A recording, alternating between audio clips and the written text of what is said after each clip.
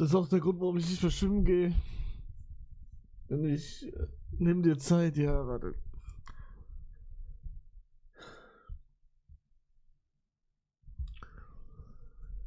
Ich gehe nicht mehr schwimmen, weil ich keine normale Badehose mehr anziehen kann, weil die sind ja immer so eng und so, oder diese Boxershorts sind ja eh nicht erlaubt. Und also jetzt normalerweise klebe ich also wenn ich eine kurze Hose habe, klebe ich meinen Schwanz immer ab. Und dann rollt er nicht runter immer.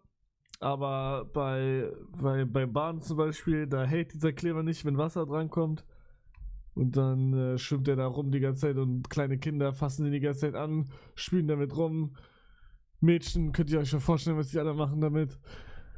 Deswegen gehe ich nicht mehr schwimmen.